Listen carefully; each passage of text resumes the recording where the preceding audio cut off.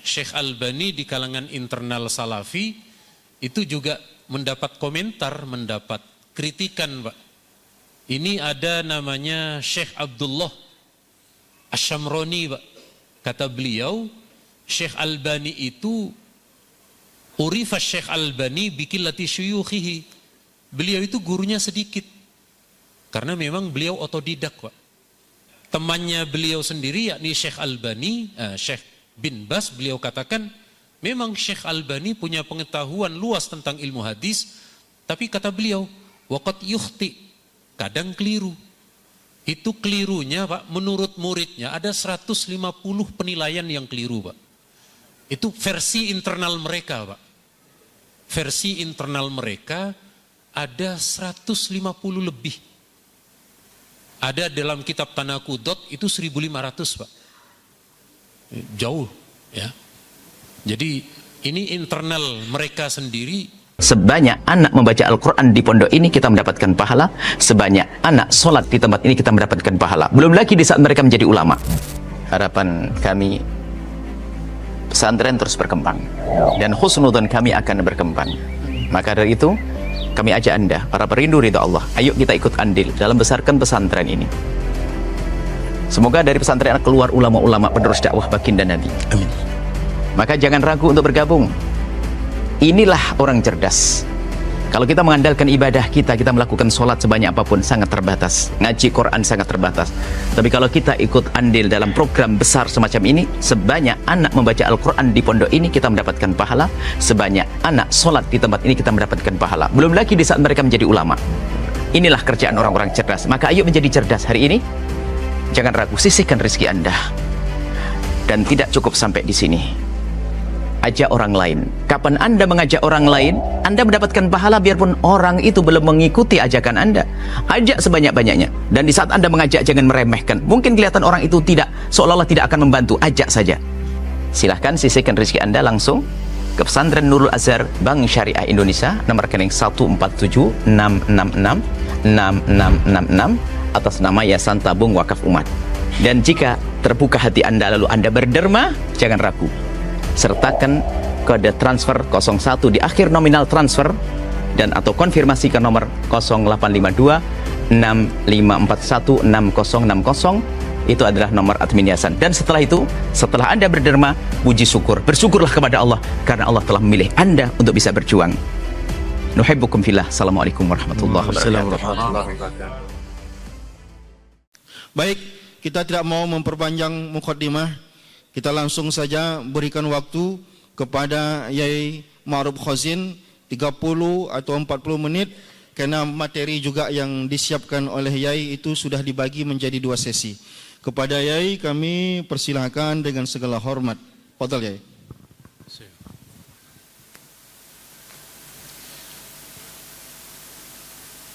Assalamualaikum warahmatullahi wabarakatuh. Alhamdulillah wassalatu wassalamu ala Rasulillah Sayyidina Muhammad ibn Abdillah wa ala alihi washabihi mawala ma ba'du. Yang sangat saya muliakan para alim, para ulama, para kiai, para ustadz, hadirin wal hadirat, wabil khusus para pengurus Masjid Raya An-Nur. Yang di sini tidak connect supaya kenapa? Tadi connect, mana teknisi? Tadi connect, Membayu, teknisi Membayu. Tadi connect lagi, mungkin tadi ada gangguan.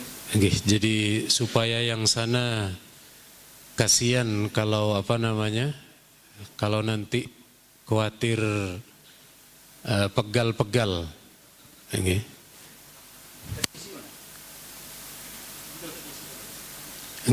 Sambil berjalan dan juga saya mohon maaf di bawah. Pertama, ini ilmu hadis. Ini kitab-kitab hadis. Ada syarah hadis besar, salah satunya adalah Fathul Bari, karya Imam Ibnu Hajar. Itu mazhab Syafi'i, ulama mazhab Syafi'i, ulama kita. Ada Syarah Muslim karya Imam Nawawi, ulama Syafi'i juga. Ada kitab Fathul Mughis tentang ilmu hadis yang berisi 1000 bait ilmu hadis. Al-Hafidh Al-Iraqi, mazhab Syafi'i juga. Ada kitab yang menjadi rujukan tentang para perawi, yakni kitab Tabaqat, yakni kitab Tahdzib karya Al-Hafidh Ibnu Hajar, ada juga Syiar A'lamin Nubala, juga mazhab Syafi'i. Jadi kalau kita kemudian sedikit mundur melihat para ulama kita dulu di bidang ahli hadis, itu keluarga besar mazhab Syafi'i. Sekali lagi, muhaddisin di abad pertengahan mayoritas adalah mazhab Syafi'i. Lama-kelamaan kitab ilmu hadis ini kurang kita sentuh. Di Indonesia lebih dominan ke fikih. Lalu hadis ini direbut sama kelompok namanya Wahabi. Mereka menamakan dirinya Salafi. Karena mereka menamakan diri Salafi, tidak apa-apa saya sebut Salafi. Meskipun bagi saya Salafi itu singkatan. Apa? Salah fikir.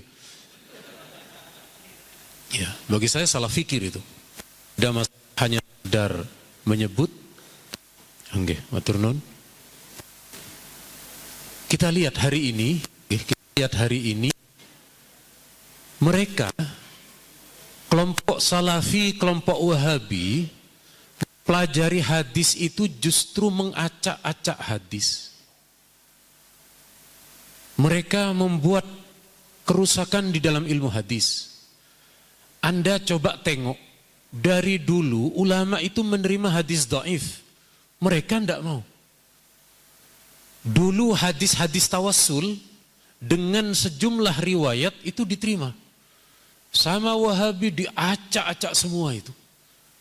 Jadi wajib bagi kita, fardu ain bagi kita ulama Syafi'iyah mengambil kembali ilmu hadis itu. Sebab ketika ilmu hadis berada di tangan Wahabi, mereka mengobrak-abrik, mereka ghasab itu. Mereka ghasab. Allahumma shalli ala Muhammad. Kita lihat apa manfaat ilmu hadis. Manfaat ilmu hadis bagaimana yang dikatakan oleh Imam Asy-Syafi'i, man ta'allamal hadis qawiyat hujjatuh. Barang siapa yang belajar hadis dan ilmu hadis, maka hujjahnya akan kuat. Ustadz Somad dari dulu ketika menyampaikan dalil pakai hadis lebih kuat. Kiai Idrus pakai hadis lebih kuat. Jadi sekali lagi ini beberapa manfaat belajar ilmu nahwu akan ditakuti.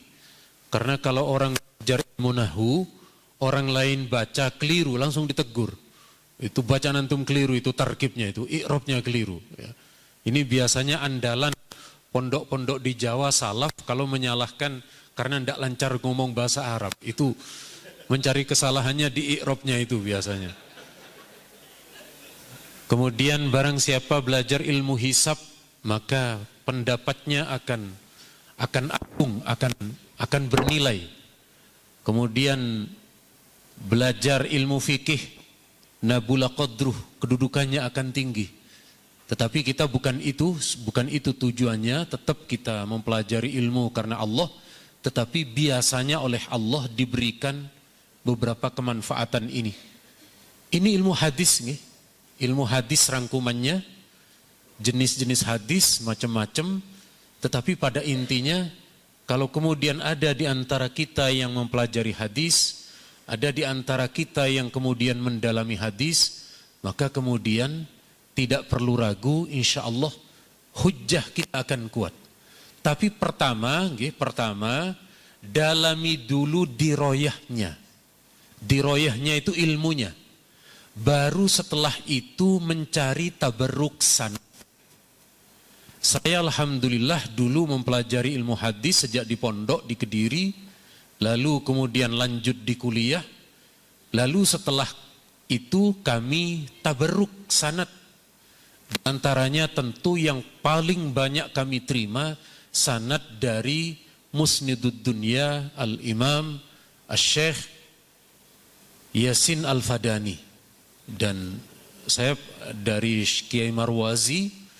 Setelah Kiai Marwazi kenal dengan saya, beliau ajastukum jami'a sanadi gitu. Beliau langsung qabil tuh. Saya tidak salah mengucapkan qabil tu nikah. Qabil tul ijazah. Jadi pada intinya alhamdulillah, kalau dilengkapi dengan ilmu riwayah lengkap. Nah, Wahabi itu tidak punya ilmu riwayah, tabarruk sanad, mereka tidak percaya. Jadi kita memiliki kedua-duanya, dirayatan wa riwayatan. Jangan cuma tabarruk sanad saja tapi tidak mempelajari ilmu hadisnya.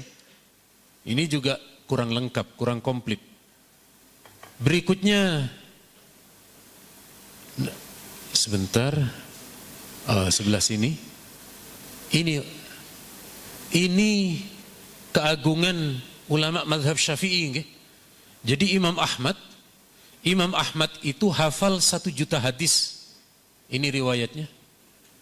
Kana abuka yahfadhu alfa hadis. Imam Ahmad itu hafalannya sangat banyak sekali. Tetapi Imam Ahmad kata beliau, idza su'iltu an mas'alah, kalau saya mendapat pertanyaan, setelah beliau searching hadisnya tidak ketemu, kalau beliau searchingnya di hadis, kalau kita searchingnya di Google, ya. Jadi beliau ini daya ingatnya bagus, ya.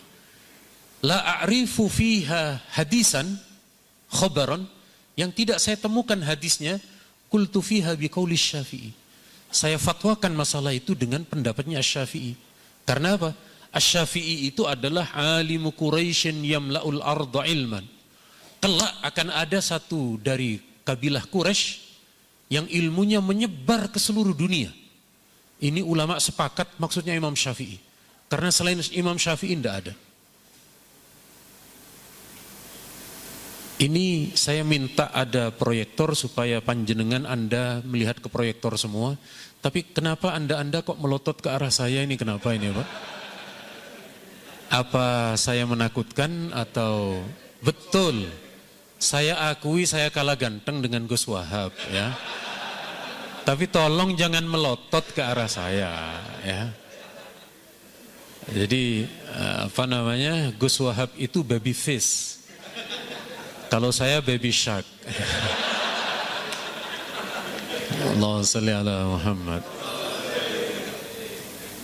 Kemudian berikutnya ini, Pak. Ini dulu sebelum muncul Imam Asy-Syafi'i, ahli hadis itu adalah murid-muridnya Imam Abu Hanifah, kata Imam Ahmad. Falamma ini hatta ra'ayna Asy-Syafi'i, begitu muncul sosok Imam Asy-Syafi'i, kana afqahan nas fi kitabillah wa fi sunnati rasuli. Beliau orang yang lebih paling mengerti tentang ilmu di dalam Al-Quran dan hadis. Ini, Pak, ini namanya skema di dalam usul fikih. Itu yang merumuskan Imam Asy-Syafi'i. Ini, Pak, ini dalil bagaimana ditinjau dari nasikh mansuh. Bagaimana dalil itu ditinjau dari dalil am, dalil khas. Bagaimana Al-Quran itu petunjuk maknanya mutlak atau muqayyad. Semua imam kita, Imam Asy-Syafi'i. Penopang dalil Quran hadis apa saja, ada ijma', qiyas, qaulus sahabi dan seterusnya. Itu sekali lagi imam kita, Pak, Imam Asy-Syafi'i. Maka jangan pisahkan ilmu fikih dari ilmu hadis, Pak. Kita pelajari juga. Kita pelajari setelah kita selesai Fathul Mu'in, sekarang berlanjut ke Bulughul Maram. Bulughul Maram itu Asy-Syafi'i, Pak, Imam Ibnu Hajar nih. Jadi sekali lagi ini para ulama kita. Berikutnya ini tadi sudah disampaikan oleh Gus Wahab. Jadi Gus Wahab tadi ada offsetnya itu. Itu membahas akidah kok membahas fikih itu. Nah, kata saya ini materi saya, tapi sama Gus Wahab dibahas itu. Ya. Jadi ini kata Imam Ibnu Hajar, kita ulama mazhab Syafi'i kalau ingin tahu dalil-dalil hadisnya ulama Syafi'iyah, bacalah kitab Al-Baihaqi, yakni Sunanul Ma'rifatus Sunan wal Athar. Kenapa? Karena ada riwayat dari Imam Haromen. Imam Haromen mengatakan ini, ma min faqihin syafi'iyyin illa walahu minnah ala syafi'i.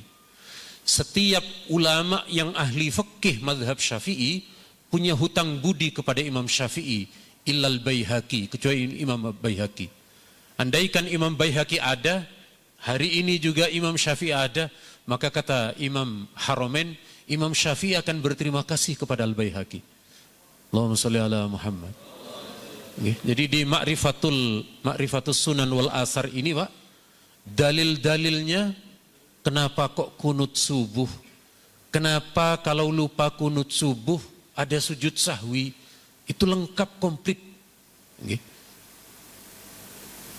Ini understand apa enggak ini? Bisa paham ya? Kok banyak yang manggut-manggut, kenapa ini, Pak?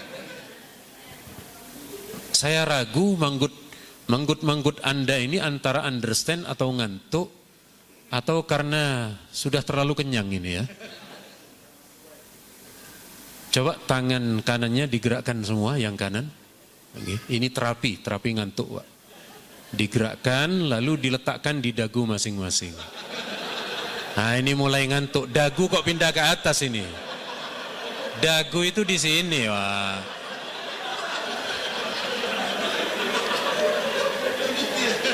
Ya, berarti ngantuk semua ini. Ini dahi ya, ini dahi. Saya suruh arahkan ke dagu, lah kok ke dahi semua. Tapi sekarang sudah tidak ngantuk ya. Alhamdulillah. Ini terapi ini, Pak. Pun berikutnya, berapa jumlah hadis itu, Pak? Jumlah hadis itu ada ratusan ribu, Pak. Imam Bukhari kata beliau, yang saya hafal 300.000, yang sahih 100, yang dhaif 200.000. Sementara yang dalam kitab Sahih Bukhari itu cuma 7.000 dengan beberapa hadis yang diulang. Nah, kita ini mari kita pelajari hadis, Pak, yang jumlahnya ribuan, Pak. Kalau Wahabi, Pak, dalilnya cukup satu, kullu bid'atin dolalah, jadi ustadz, Pak. Jadi ustaz. Jadi kullu bid'atin dolalah. Ketemu ziarah kubur, kullu bid'atin dolalah. Ketemu orang meninggal dengan baca Quran, kullu bid'atin dolalah. Salawatan, kullu bid'atin dolalah. Ketemu orang apa lagi selamatan, kullu bid'atin dolalah. Ini Nabi kok kayak sabdanya cuma satu saja ini. Padahal sekali lagi, sabda Nabi banyak, Pak. Sabda Nabi luar biasa banyaknya. Kemudian berikutnya adalah ini, Pak. Kalau kita tidak mempelajari hadis, Pak, akan terjadi kontradiksi. Tapi kalau mempelajari ilmu hadis, mempelajari hadisnya, tidak ada kontradiksi. Contoh terkait dengan najis mughalladhah. Ulama mazhab Syafi'i itu dibasuh 7 kali, Pak. Ulama Malikiyah enggak, berdasarkan hadis ini terdapat dalam Sahih Bukhari. Tapi enggak bertentangan. Karena menurut Imam Ibnu Hajar di dalam kitab Fathul Bari, ini mutaakhir, yang membasuh 7 kali itu yang menghapus terhadap apa yang dijadikan pendapat dalam ulama Maliki. Makanya Syekh Ibnul Qayyim, Pak, beliau katakan, kalau ada di antara kita mempelajari hadis tidak melalui jalur ulama, tidak bisa benar, Pak. Karena begitu melewati jalur ulama, nanti ketemu. Oh, ini kenapa kok terjadi kontradiksi? Oh, ini yang am, ini yang khos, ini yang mansukh, ini yang nasikh. Ada sekian alternatif untuk dijamikan, Pak. Jadi ini diantara manfaat kita mempelajari hadis, akan memperkaya, akan memperluas keilmuan kita berkaitan dengan Rasulullah, dengan hadis-hadis Nabi. Kemudian berikutnya adalah hadis ini, Pak. hadis itu ada hadis yang melalui proses ijtihad dan ada hadis yang cuma diriwayatkan. Para ulama kita mengatakan tetap lebih utama hadis yang sudah diproses oleh ulama ahli ijtihad, Pak. Ada ulama ahli hadis dari Syria bernama Syekh Mustafa Al-Asibai. Ada satu orang, Pak, itu otodidak belajar hadis, ya, karena dia ingin kembali ke Quran hadis. Lalu dia mempelajari hadis. Maka setiap dia habis istinja, dia sholat witir, Pak. Ya, habis istinja sholat witir. Ditanya, ini kenapa kamu setelah istinja kok kemudian kamu sholat witir? Dia pakai hadis, ada itu hadisnya. Manistanja fal yutir, ya. Barang siapa yang beristinja maka hendaknya fal yutir itu dikira sholat witir itu. Ini kan ngawur ini, Pak. Ya. Nah, jadi sekali lagi bahayanya mempelajari ilmu hadis tanpa jalur ulama, kesimpulannya keliru, Pak. Apalagi akidah, ya, apalagi akidah. Maka sekali lagi ini yang kemudian kita pelajari, Pak. Nah, sebenarnya, Pak, ilmu fikih dan ilmu hadis itu ilmu yang berbeda. Imam Ahmad di sini beliau katakan, kanal fuqaha atibba. Ahli fikih itu ibaratnya seorang dokter menganalisa penyakit. Apa namanya menganalisa itu? Mendiagnosa penyakit, Pak. Itu dokter. Sementara hadis itu ranah soyadilah, ranahnya apoteker, Pak. Kecuali sejak ada Asy-Syafi'i, kata beliau Imam Ahmad. Asy-Syafi'i itu kuliah di kedokteran juga kuliah di farmasi, Pak. Itu Imam Syafi'i itu, Pak. Jadi beliau ini apoteker juga dokter ibaratnya. Ini understand apa enggak ini, Pak, ya? Jadi tadi akidahnya berat itu, Pak. Ini sebenarnya saya ringankan, ini sudah saya upayakan untuk tidak terlalu berat. Sebab nanti kalau terlalu berat, Pak, Anda sepulang dari kajian ini kena migrain semua nanti Anda, ya. Allahumma sholli ala Muhammad. Pun kemudian, nah ini, Pak, ini contohnya, Pak. Contoh ketidakpercayaan saya dengan salafi yang mengaku salafi. Salafi itu salafi yang sekarang ngakunya, Pak, tidak mau hadis dhaif, Pak. Kita cek. Imam Ahmad, Pak, kata beliau, idza rawaina fil halal wal haram tashaddadna wa idza rawaina fil fadail tasahalna.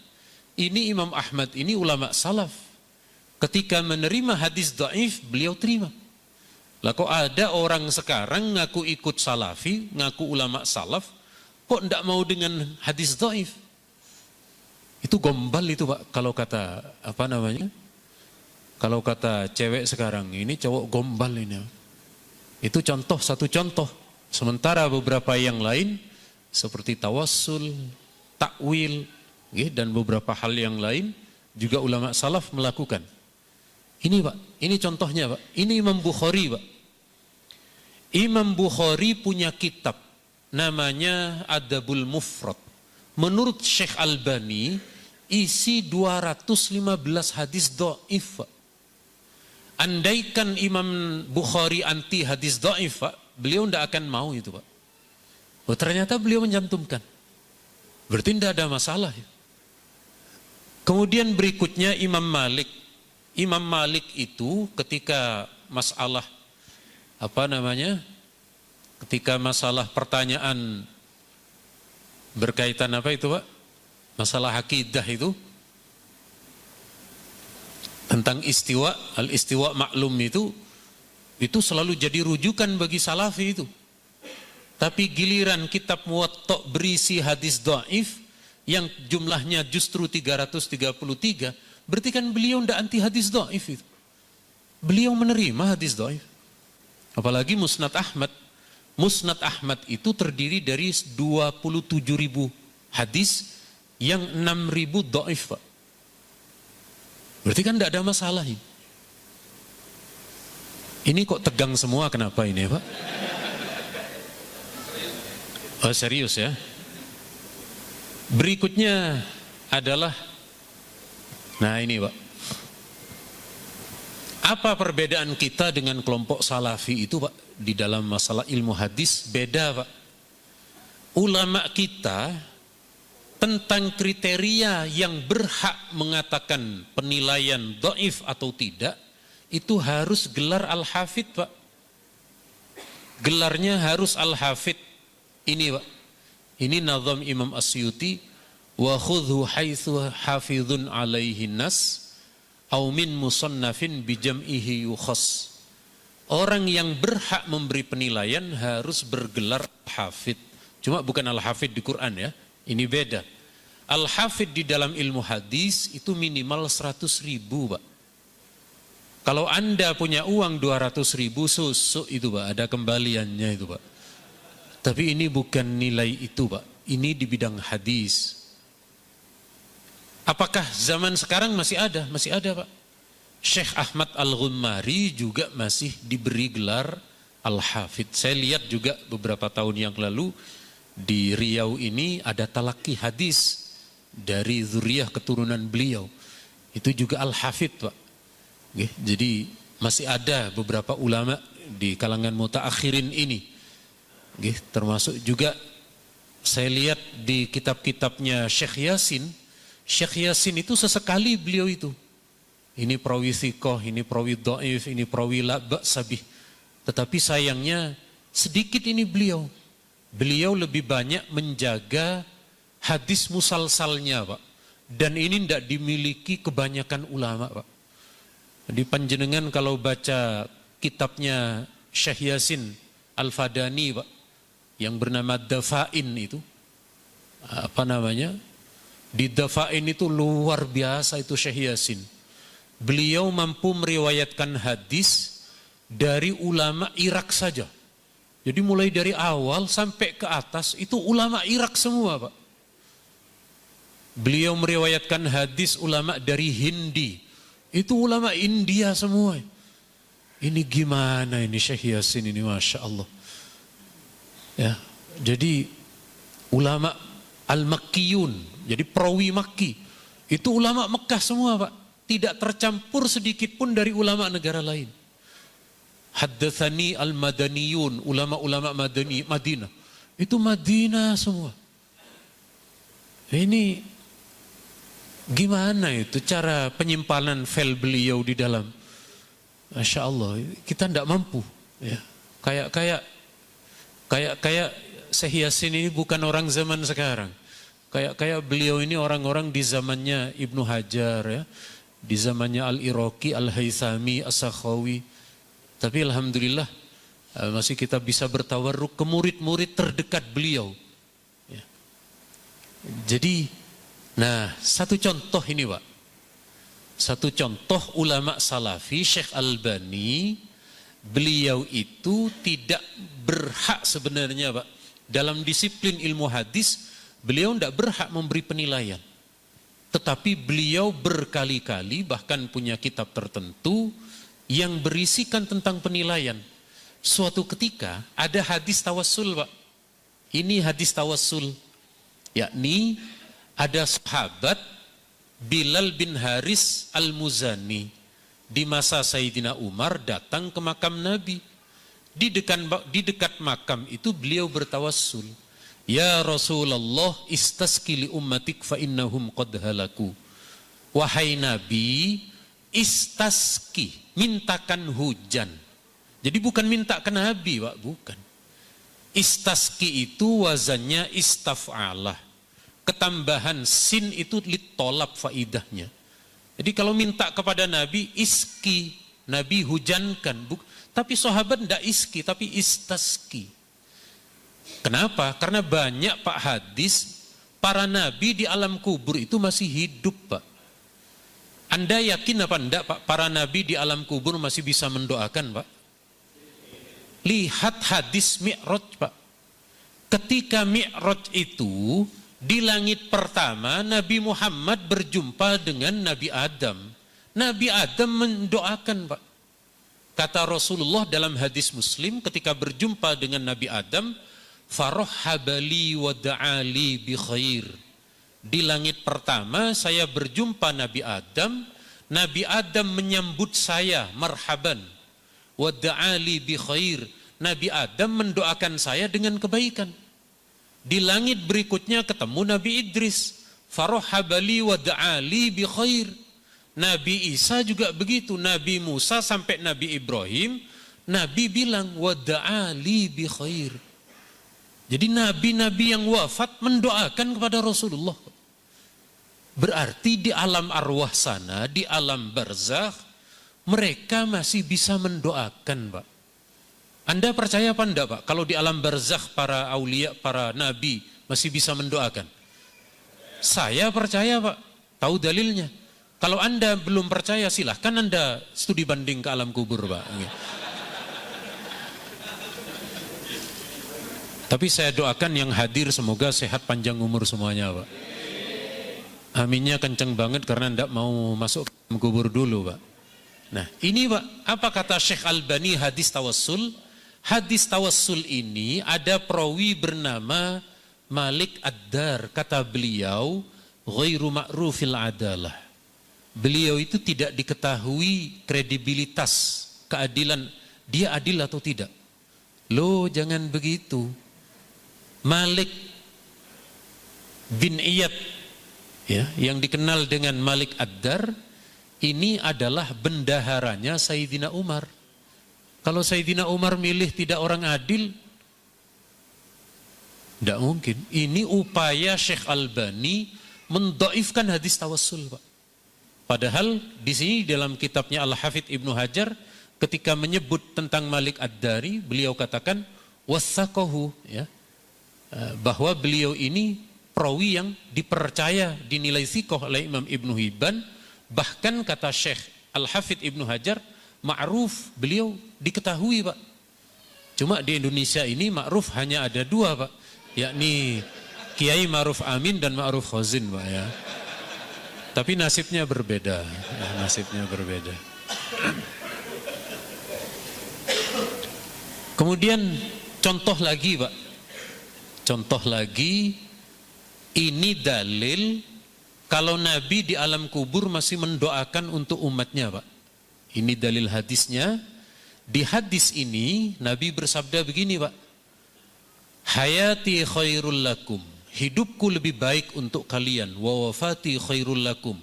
Kalaupun Nabi wafat, tidak ada bedanya. Antara hidup dengan wafat, Nabi di alam kubur tetap wafat. Kenapa? Tu'radu alayya a'malukum. Amal kalian oleh Allah diperlihatkan kepada Nabi. Fa'idha ra'aitu fama ra'aitu min khairin hamidullah alaih. Kalau saya lihat itu ternyata bagus, maka saya memuji kepada Allah, kata Nabi. Wa ma ra'aitu min syarrin istaghfartullah lakum. Kalau ternyata yang dilaporkan amal jelek, amal buruk, maka aku mintakan ampunan kepada Allah untuk kalian. Hadis riwayat Al-Bazzar, Pak. Syekh Albani apa kata beliau? Dhaif. Ini hadis dhaif ini. Kenapa kok dhaif? Karena Abdul Majid ini, Pak.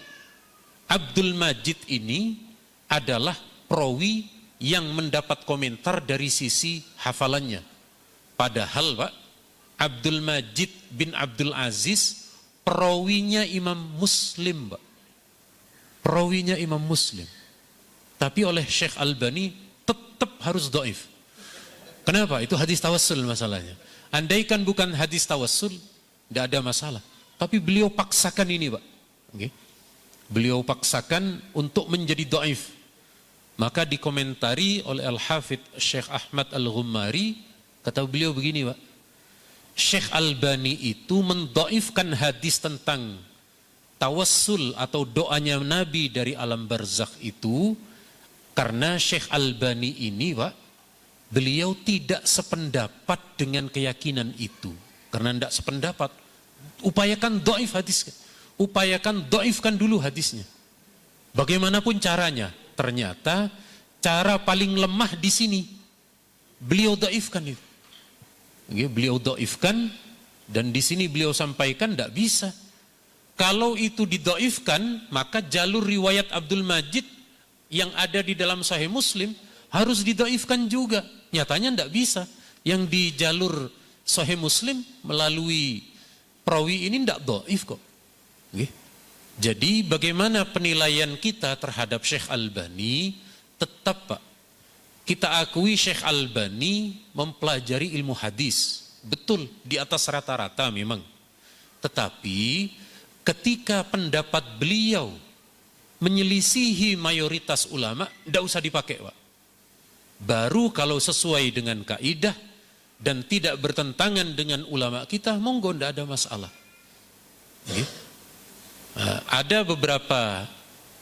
Ada beberapa hadis yang kebetulan sama. Contoh hadis tentang nisfu Sya'ban. Nisfu Sya'ban itu disahihkan itu oleh Syekh Albani Pak. Nah, ketika ada Wahabi di saya share itu Pak. Saya share ini loh, Syekh Albani menilai sahih. Langsung diam itu Pak. Jadi Wahabi itu Pak, Wahabi itu intinya ikut ulama mereka Pak. Intinya begitu. Dia misalnya dia bilang, kalau ada hadisnya akan saya ikuti. Setelah kita sampaikan hadisnya Pak, kok tidak cocok dengan syekhnya, dia tidak nerima hadis itu Pak. Dia tetap yang menerima tetap terhadap guru atau syekhnya itu. Berarti yang mengikuti Nabi itu sebenarnya siapa?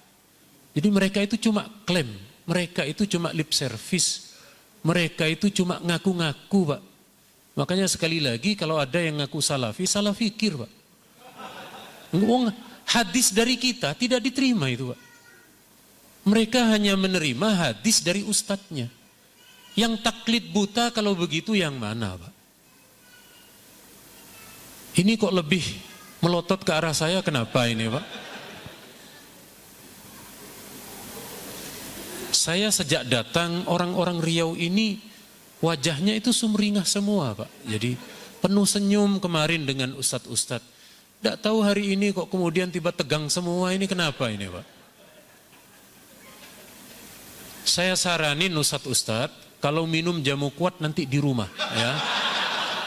Ini tadi Anda sebelum berangkat ke masjid minum jamu kuat, akhirnya tegangnya di sini ya. Allahumma sholli ala. Loh, kok jadi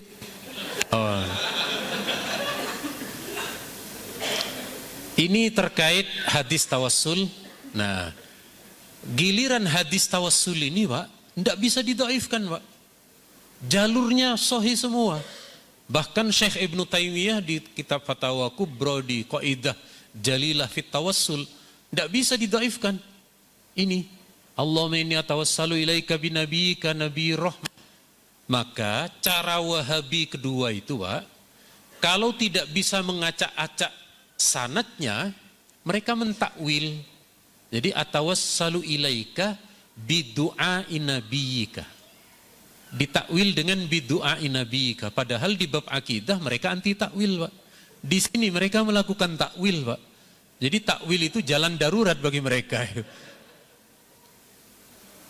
Oke, jadi pada intinya Syekh Albani ataupun juga ulama yang lain ketika giliran hadis ini mulai dari Utsman bin Umar, Syu'bah, Abi Ja'far, Umarah bin Khuzaimah, Utsman bin Hunayf, tidak bisa itu didhaifkan itu. Di otak-atik sedikit pun tidak bisa. Akhirnya isinya yang di otak-atik, yakni ditakwil. Itu bukan Nabi yang mendoakan, bukan Nabi yang mengajarkan, tetapi minta didoakan dari doanya Nabi. Padahal redaksi hadisnya sekali lagi tawassul. Makanya bagi kita untuk tawassul tidak ada masalah. Lalu berikutnya ini Pak, terkait dengan Syekh Albani sendiri Pak, di kalangan internal sesama salafi. Syekh Albani di kalangan internal salafi itu juga mendapat komentar, mendapat kritikan Pak. Ini ada namanya Syekh Abdullah Asy-Syamrani Pak. Kata beliau, Syekh Albani itu urifa Syekh Albani bikillati syuyukhihi. Beliau itu gurunya sedikit. Karena memang beliau otodidak Pak. Beliau ilmu hadisnya otodidak. Bagi kita otodidak ilmu hadis tidak boleh, Pak. Saya tanya, Pak, kalau ada dokter ahli bedah, lulusan Fakultas Kedokteran Riau, ada pengikutnya Syekh Albani belajar ilmu bedah otodidak, Anda kira-kira mau dioperasi melalui jalur yang mana, Pak? Loh, kok enggak ada yang jawab ini? Yang berada di jalur ilmu hadis itu, Pak, ulama-ulama kita, Pak. Oke, jadi sekali lagi, saya tidak mau ada orang belajar ilmu bedah, membedah tubuh saya, Pak. Nanti keliru nyambung itu, Pak. Ya. Mana lambung, mana usus, nanti disambung. Ya. Nah, jadi sekali lagi, ilmu hadis itu, Pak, agak berat. Kalau ilmu kedokteran ada anatomi tubuh, kalau ada di ilmu hadis ini ada jarh wa ta'dil, juga rumit, Pak. Ya, tapi kalau dipelajari bisa, ya. Jadi sekali lagi kita melalui jalur itu, Pak. Bahkan temannya beliau sendiri yakni Syekh Albani, Syekh bin Bas, beliau katakan memang Syekh Albani punya pengetahuan luas tentang ilmu hadis, tapi kata beliau waqad yukhti, kadang keliru. Itu kelirunya, Pak, menurut muridnya ada 150 penilaian yang keliru, Pak. Itu versi internal mereka, Pak. Versi internal mereka ada 150 lebih. Ada dalam kitab Tanaqudot itu 1500, Pak. Jauh, ya. Jadi ini internal mereka sendiri ada mengakui kalau Syekh Albani sebanyak itu. Mereka menjawab itu manusiawi. Ya betul, betul Imam Ibnu Hajar itu manusia, As-Sakhawi manusia, tapi kesalahannya tidak sebanyak Syekh Albani, kata saya. Paling kesalahan ya 1, 2 atau 3 lah, Pak. Nah, kalau 150 itu bukan kesalahan itu, Pak. Itu borongan namanya itu, Pak.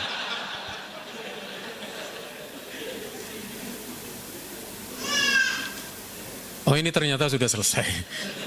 Kita share dengan tanya jawab, Pak. Nanti kalau yang ringan-ringan insya Allah saya jawab.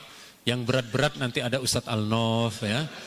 Ada Ustadz-Ustadz yang lain, Ustadz Hasbullah, ya, ada.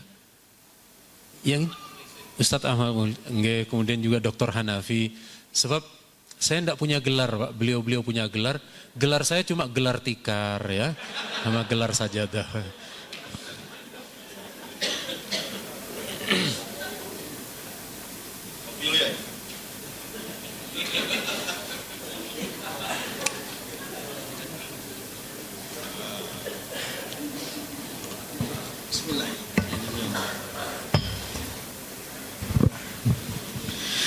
Alhamdulillah, ini materi sesi pertama yang Yai Ma'ruf kasih judul urgensi mempelajari ilmu hadis.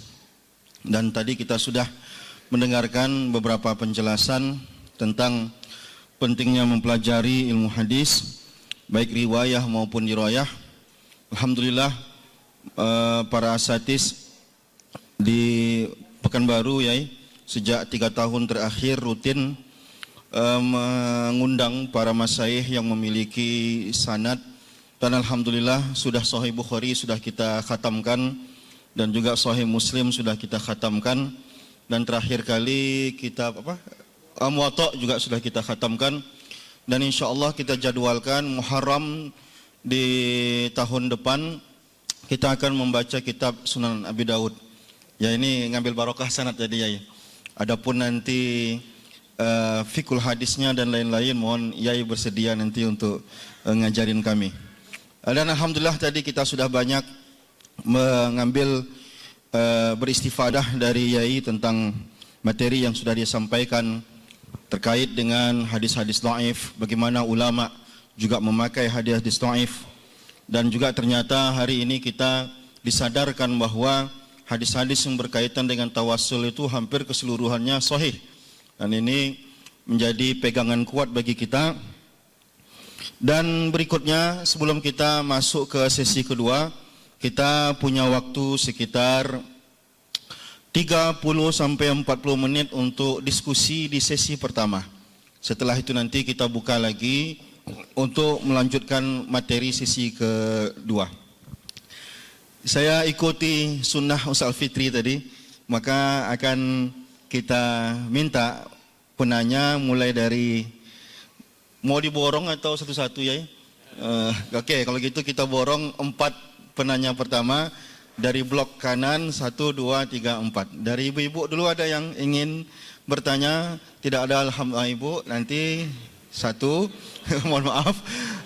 Tolong panitia yang megang mic, tolong standby ya. Dari blok kedua ini ada yang mau bertanya? Alhamdulillah tidak ada. Blok ketiga ada Bapak. Karena tadi di sini tidak ada, kita pindahkan tadi, berarti ada 2. 3 sudah. Yang dari sebelah kiri, paling kiri, oke 4. Mulai dari ibu yang berkacamata di depan, ada panitia, tolong mic-nya.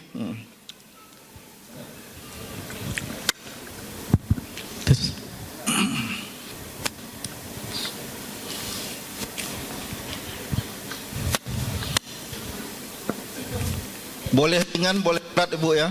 Mana-mana yang mengganjal dalam hati silakan ditanyakan ibu. Bismillahirrahmanirrahim. Assalamualaikum warahmatullahi wabarakatuh. Waalaikumsalam warahmatullahi wabarakatuh. Terima kasih panitia dan kiai. Saya mendengar bahwa di kelompok atau di manhaj salafi itu menyatakan bahwa pada dasarnya semua ibadah itu adalah haram kecuali yang dicontohkan oleh Rasulullah. Yang saya tanyakan, kira-kira dari mana mereka mengeluarkan itu? Apakah ada dasar hadisnya? Itu pertanyaan saya. Boleh 2 buah, Ustaz? Boleh ibu. Oke. Nah, silakan. Yang kedua, ketika mereka mempersalahkan kalau misalnya ada amalan yang tidak sesuai dengan yang dicontohkan Rasulullah, kemudian ada yang menyatakan bahwa zaman Rasulullah ada yang diamalkan, tapi Rasulullah malah memuji, malah menyatakan malaikat mencatat dan sebagainya. Mereka menyatakan bahwa itu kan zamannya Rasulullah masih hidup. Sekarang kan sudah wafat. Bagaimana pendapat Kiai? Terima kasih. Assalamualaikum warahmatullahi wabarakatuh. Waalaikumsalam. Kemudian di blok yang kedua, ketiga ini ada 2 penanya tadi sini, Bang. Ini yang dari. Ada 2 tadi ya, dari satu lagi yang dekat tiang ya.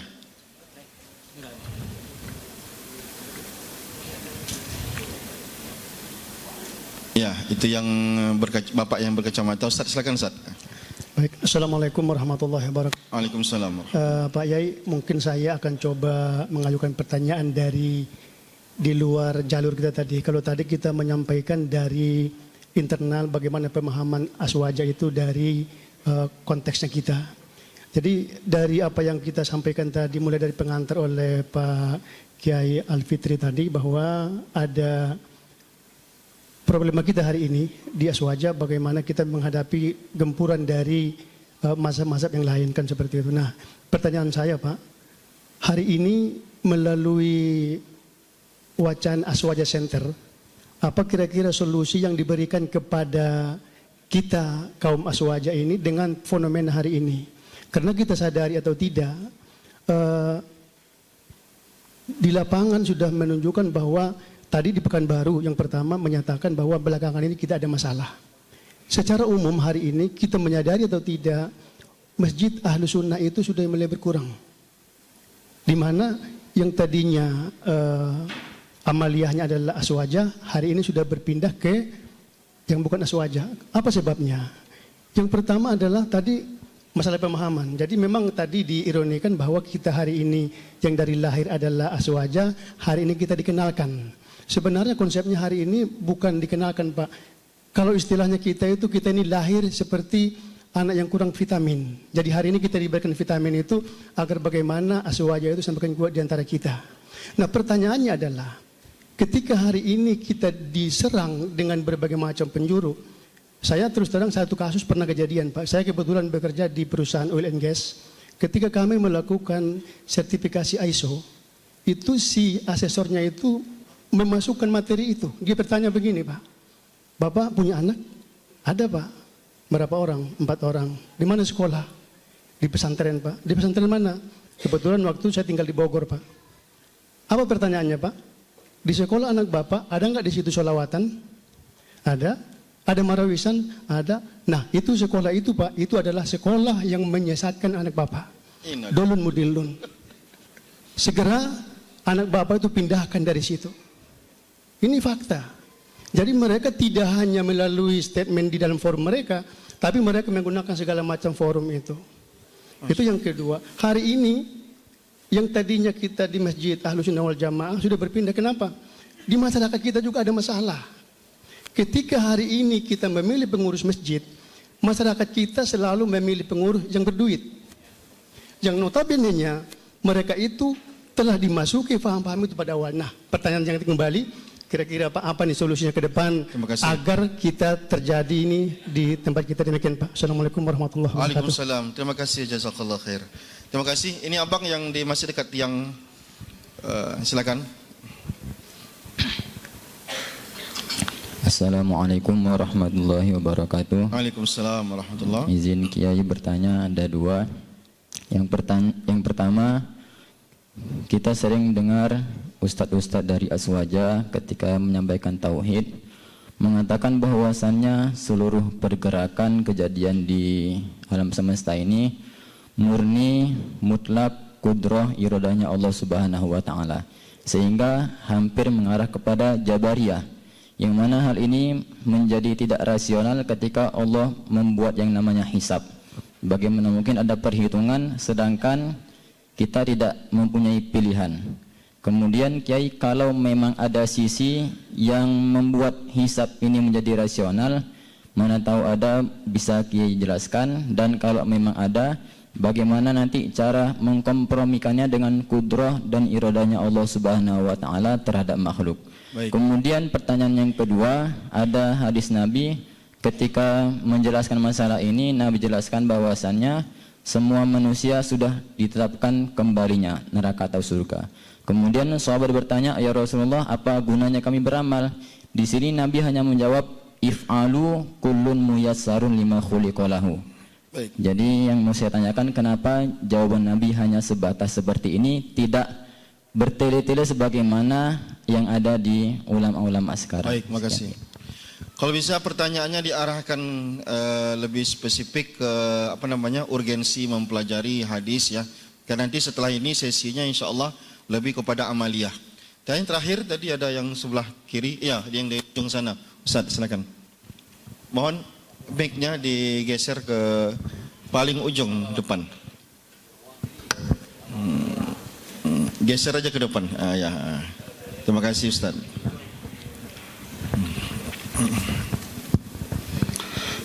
Baik, terima kasih. Realitas amalia aswaja itu ada sebagian kalau kita lihat berdasar kepada perilaku sahabat, atau dalam istilah lain mungkin hadis mauquf. Misalnya tentang azan Jumat 2 kali, sholat tarawihnya Umar bin Khattab, kemudian membukukan Al-Quran, dan seterusnya dan seterusnya. Yang ingin kami tanyakan dalam hal ini adalah seperti apa sesungguhnya kedudukan hadis mauquf itu sendiri ketika vis terkait dengan substansi hukum Islam. Karena pada diskusi yang berbeda sesungguhnya juga fiqhus sahabah itu debatable gitu. Bisa diterima, bisa tidak diterima. Kalau diterima, apa yang mesti diterima dan apa yang tidak mesti diterima. Karena kaitannya nanti ketika itu diterima, oke, tidak ada masalah. Tetapi ketika itu tidak diterima, maka tentu banyak, paling tidak ada beberapa amalia aswaja itu yang perlu didiskusikan kembali, perlu ditinjau ulang. Baik, terima kasih. Baik, saya rasa poinnya sudah didapatkan dari 4 penanya. Tadi ada yang memang keluar dari tema, tapi kita serahkanlah sepenuhnya kepada Yai untuk menjawab. Yang paling penting tadi adalah hal-hal yang berkaitan dengan materi kita siang ini. Pada Yai kami persilakan. Terima kasih, jazakumullah. Pertama, soal pada hakikat dasarnya ibadah itu haram kecuali ada dalil. Itu adalah kaidah, Bu. Oke, jadi ada di dalam kaidah fikih seperti itu memang. Tetapi letak perbedaannya nanti ini sebenarnya tema kedua, tapi karena sudah ditanyakan, maka tetap saya jawab. Kalau tidak saya jawab nanti dikira wah ustadznya enggak persiapan nih, enggak. Jadi sudah persiapan, ya. Jadi letak perbedaannya itu adalah pertama, Wahabi itu minta dalil khusus. Sementara dalil itu ada dua, boleh dalil khusus, boleh dalil umum. Misalnya nanti ibu-ibu istighosah, zikir bersama. Itu kelompok Wahabi minta dalil khususnya mana? Kita pakai dalil umum anjuran zikir bersama. Mereka tidak mau. Mereka tidak mau karena di zaman Nabi katanya tidak ada. Bagi kita selama memiliki cantolan dalil meskipun itu dalil umum tetap boleh. Jadi man ahdatsa fi amrina, barang siapa yang kemudian melakukan sesuatu tidak ada perintah kami. Nah, perintah itu bagi kita ada dua, ada perintah khusus, ada perintah umum. Wahabi ini mintanya yang khusus-khusus saja. Sementara kita perintah umum boleh. Mana dalil umumnya? Yaitu ya ayyuhalladzina amanu dzkurullaha dzikran katsira. Hai orang-orang yang beriman, berzikirlah kalian semua dengan zikir sebanyak-banyaknya. Ini kan dalil umum, bisa diamalkan. Jadi letaknya di situ, Bu. Letak dalam mereka mintanya dalil itu dalil khusus. Kemudian bagaimana ketika terjadi takrir di zaman Nabi, tetapi lalu kemudian kita tiru hari ini, dan kelompok Salafi itu menjawab, itu kan masih ada zaman Nabi, Nabi membiarkan. Setelah zaman Nabi, Nabi kan tidak tentu kemudian akan mengizinkan. Maka caranya, cara menjawabnya bagi kita begini, nanti ada di sesi kirim pahala. Ketika sesi kirim pahala itu, ada sahabat nanya, Nabi, ibu saya meninggal, tapi punya hutang puasa.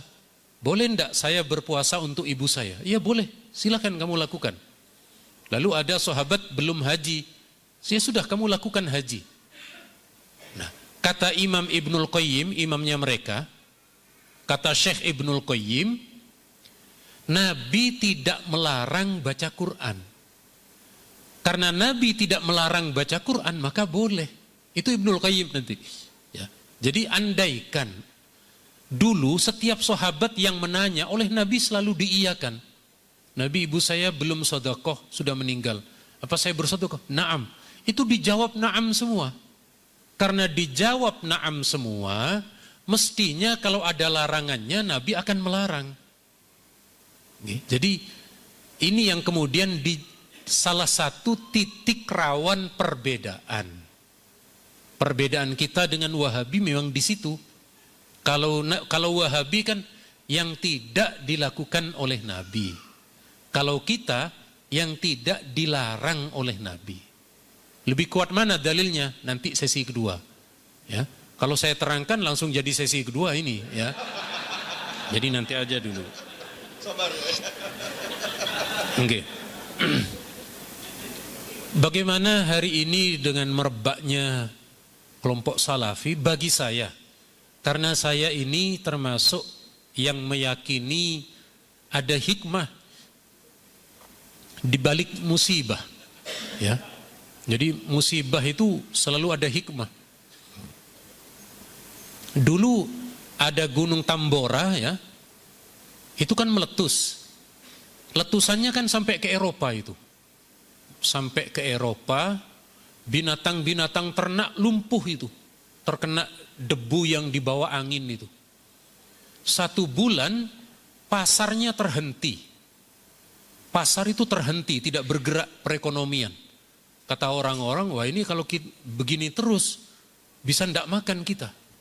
Lalu akhirnya ada orang mencari kayu. Kayu itu digergaji menjadi bulat. Lalu didorong barang dagangan itu di atas kayu bulat itu. Sampai sekarang jadi ilmu roda kendaraan. Jadi di balik musibah itu Allah hendak memberi satu kenikmatan. Nah, di antara hikmah adanya Wahabi ini, kita belajar lagi ilmu hadis yang itu memang milik kita dari dulu. Kita menekuni kembali, kita menguatkan kembali basis-basis kita dengan akidah Asy'ari, dengan akidah Maturidi, dengan akidah Ahli Sunnah dan seterusnya. Jadi tetap nggih, bagi kita dengan cara mereka dengan ilmu, kita dengan ilmu. Kita imbangi itu. Nggih. Jadi kita sesuaikan dengan kemampuan kita. Berbeda dengan Malaysia. Kalau Malaysia lebih enak. Tinggal saja langsung fatwanya menyatakan sesat, didukung oleh kerajaan, selesai, aman di sana. Tapi kalau di Indonesia tidak bisa. Justru dari situ kata saya, ini kemudian menjadikan kita lebih banyak untuk kemudian belajar. Betul Pak, Wahabi itu sekarang masuk kemana-mana Pak. Di Jawa itu ada namanya ruqyah syariah Pak. Ruqyah syariah itu juga begitu. Ya, ketika mereka datang melakukan ruqyah, kamu datang ke sini, kamu di rumah kamu masih ada keris apa enggak? Ya masih. Oh itu gara-gara keris itu ada jinnya itu, ada sihirnya itu. Kamu kenapa? Saya sakit begini. Di rumah ada jimatnya Pak? Ada. Wah itu gara-gara itu. Wah, akhirnya macam-macam Pak. Intinya mereka juga begitu. Di semua elemen mereka masuki itu Pak. Maka ya kita perkuat di setiap bidang itu. Alhamdulillah di Jawa sudah ada namanya ruqyah aswaja. Ya. Ini sebagai itu penangkal. Ya. Ini saya salut Pak dengan teman-teman yang ahli ruqyah di aswaja itu Pak. Sama jin mereka tidak takut Pak. Tapi sama istrinya takut Pak. Jadi intinya jin lebih menakutkan, istri lebih menakutkan daripada jin. Tapi bukan di Riau, bukan. Itu di Jawa itu Bu. Kemudian bagaimana ini ranahnya akidah, tetap saya jawab. Sebab khawatir nanti saya dikira, wah ini akidahnya kurang ini. Oh enggak. Saya dan Gus Wahab itu sama-sama berguru ke Ustadz Idrus. Tapi memang betul Ustadz Idrus itu all in one itu. Hadisnya dapat, akidahnya dapat. Ya, macam-macam komplit itu Ustadz Idrus itu. Ya, jadi memang beliau all in one, ya.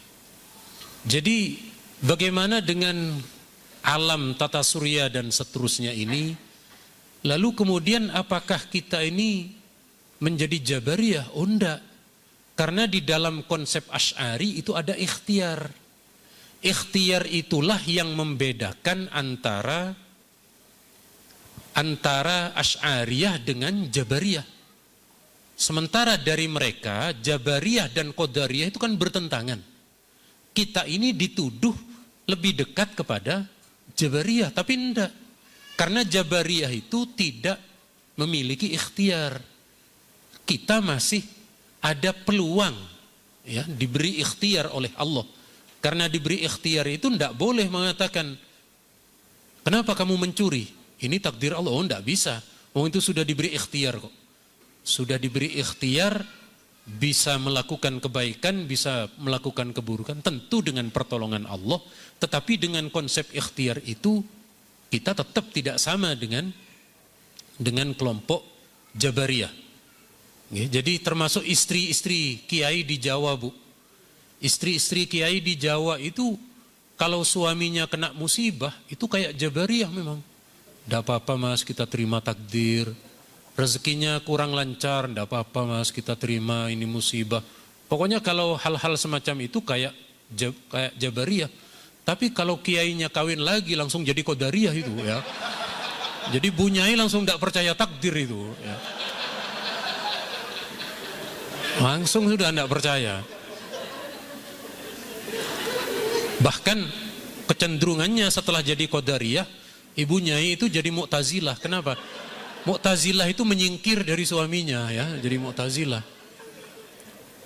Setelah jadi Mu'tazilah jadi Rafidhah. Gimana? Suaminya dilempar piring gitu. Jadi lengkap ini Ustaz aliran Ustaz. Allahumma sholli ala Muhammad. Nyampe mana tadi?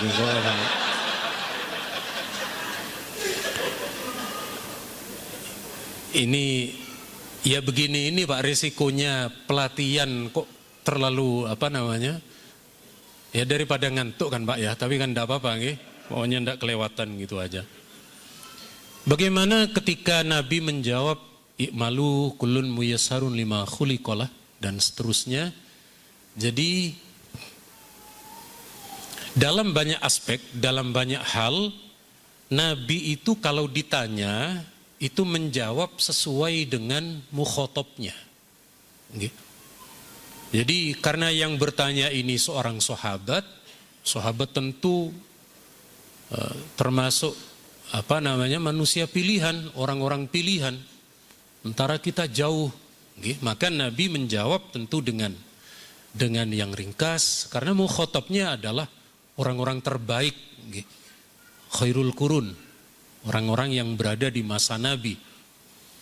Jadi pada intinya bukan berarti kemudian tidak ada apa namanya, tidak boleh ada hisab karena kita sudah ditentukan.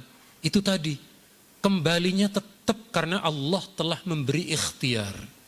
Telah memberi ikhtiar meskipun hakikatnya kullum min indillah, tetap semuanya dari Allah, tetapi pada apa namanya pada satu sisi dengan konsep ikhtiar itulah manusia itu nanti tidak bisa menyalahkan Allah, tidak bisa.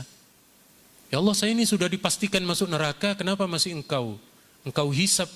Kan sudah dikasih nabi, sudah dikasih ilmu, sudah dikasih pengetahuan mana baik, mana buruk. Kok tetap memilih keburukan? Ya berarti resikonya sendiri. Ya, jadi faktor ikhtiar ini yang kemudian apa namanya?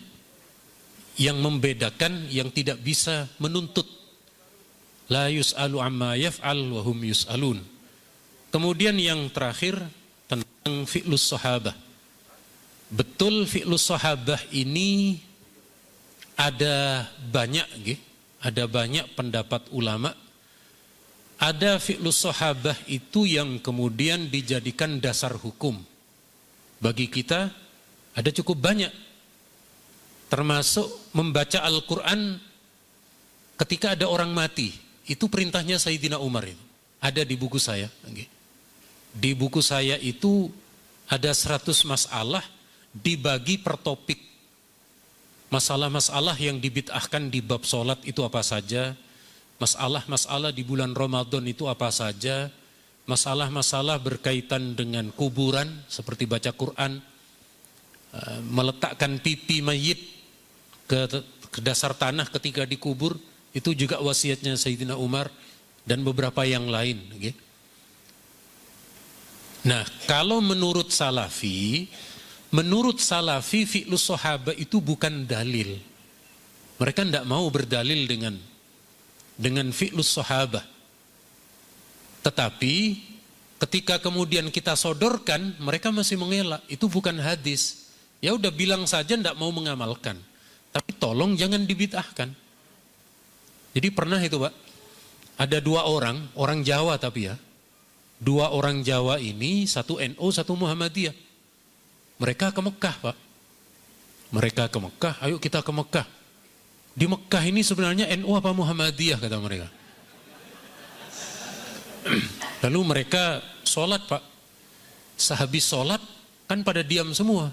Kata yang Muhammadiyah, loh berarti orang Mekah Muhammadiyah. Kenapa? Tidak ada zikirnya. Tidak ada zikirnya kan Muhammadiyah itu Pak. Oh, berarti kalau begitu di Mekah ini Muhammadiyah kata. Akhirnya nunggu hari Jumat Pak. Begitu hari Jumat azannya 2 kali. Kata orang NU, lah ini NU ini azannya 2 kali kan. Nah, itu kan masih dilakukan sampai sekarang di Mekah, azan 2 kali itu. Dan itu tidak bisa dibilang bid'ah, tidak bisa. Karena hadis riwayat Imam Abu Dawud, alaikum bisunnati wa sunnatil khulafa'il mahdiyina min ba'di. Jadi itu justru menjadi sunnah khalifah atau sunnah para sahabat. Jadi pada intinya bagi kita boleh mengamalkan seperti yang diamalkan oleh para sahabat. Monggo. Baik, ada panitia, ada kopi break untuk siang? Ada? Belum ada? Oh, kalau kopinya ada ya. Baik, kita istirahat dulu agak 5 menit supaya bisa bergerak bebas untuk 5 menit, bebas ekspresi selama 5 menit. Silakan letakkan tangan di dagu. Silakan bebas ekspresi 5 menit supaya agak cair dikit. Kayaknya kopi ada, tapi kalau snack wallahu alam. Silakan Ustaz.